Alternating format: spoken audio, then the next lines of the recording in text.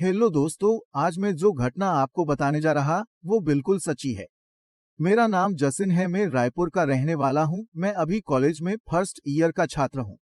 ये live scene 2 साल पहले देखा मैंने, जब मैं 12वीं कक्षा में था। जब भी मेरी स्कूल की छुट्टी होती थी तो मैं नाना नानी के घर चला जाता था। मेरे नाना नानी किराए के मकान में रहते थे। उस मकान के मालिक अपनी फैमिली के साथ नीचे वाले हिस्से में रहते थे।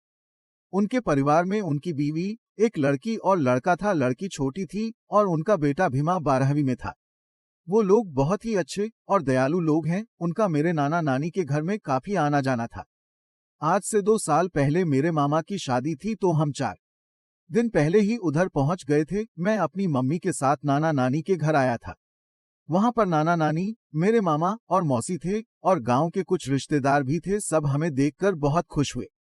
जब रात हुई तो सब खाना खाने के लिए आ गए। तभी मेरे एक खास दोस्त का फोन आ गया तो उससे बात करने के लिए अपना ईयरफोन खोजने लगा।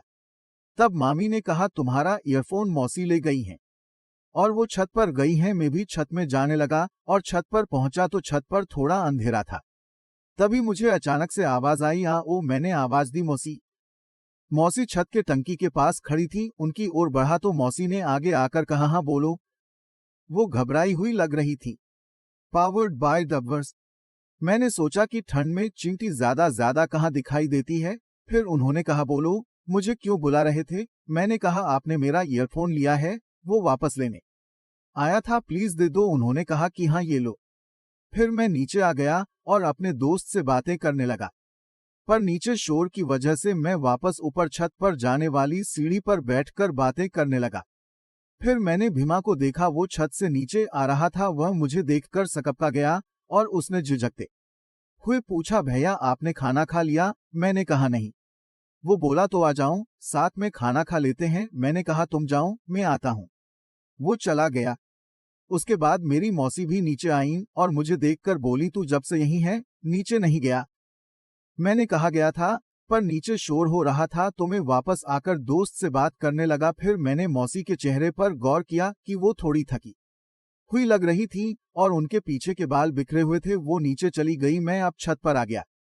मुझे वहां एक उसका पैकेट पड़ा मिला और छत पर कोने में मुझे इस्तेमाल किया हुआ वो भी मिला, जिसमें ढेर सारा पानी था। Powered by Dubverse. Powered by Dubverse. मैं भी खाना खाकर हाथ धोने किचन में गया तो मैंने देखा कि मौसी बर्तन धो रही थी और भीमा थाली पहुंच रहा था। अस्त्रस को दोनों हंस हंस कर बातें कर रहे थे। फिर मैं उनकी ओर बढ़ा तो वो दोनों चुप हो गए। मैंने थाली रखी और हाथ धोकर वापस हॉल में आ गया। वहां मम्मी और नानी खाना खा रही थी। उन्होंने मुझसे कहा, अचार दे दो, अचार किचन में रखा है। मैं किचन में गया, तभी मैंने उन्हें बात करते हुए सुना। भीमा बोला, यार छत पर ठीक से करते नहीं बना, पर मजा बहुत आया। मौसी बोली, हाँ मजा तो मुझे भी बहुत आया, पर जैसे ही जसिन आया तो मैं घबरा गई। वो तो अच्छा हुआ कि तुम टंकी के पीछे छुप गए तो उसने तुम्हें देखा नहीं।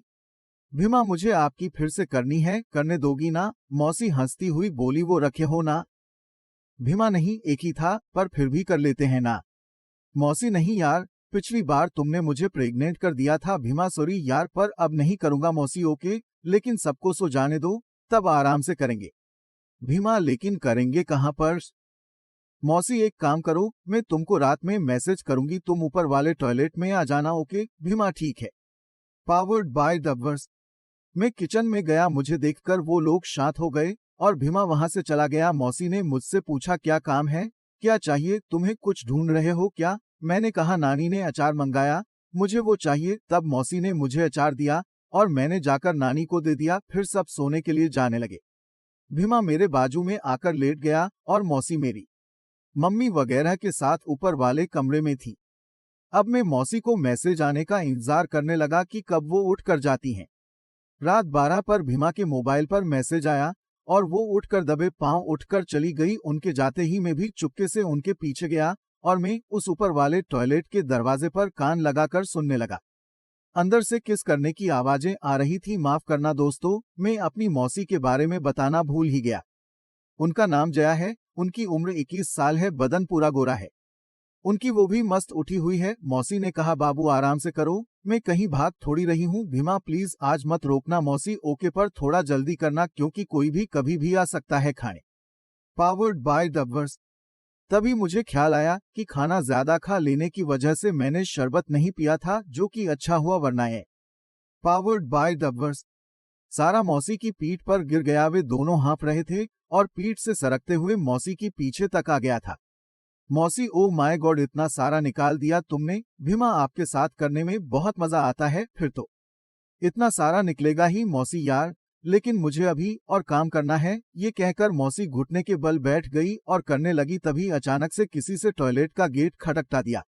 मौसी ने भीमा के मुंह पे हाथ रखकर कहा, कौन है? बाहर कोई महिला की आवाज थी। Powered bye dubbers. मौसी ने कहा, मेरा पेट खराब हो गया है, मुझे टाइम लगेगा, आप नीचे वाले टॉयलेट में चले जाइए। वो महिला वहां से चली गई। अब भास्कर और मौसी वापस अपने खेल में लग गए। मौसी ने दोबारा उसका ले लिया और भीमा से कहा, मेरे पास आ जाओ।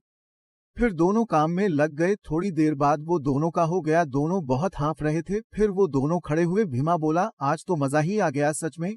मुझे ये देखकर थोड़ा अजीब सा लगा, पर मजा बहुत आया। उस दिन के बाद मैंने उन दोनों को कई बार करते हुए देखा। कभी कभी तो दोनों घर के पीछे बने एक कमरे में भी करते थे।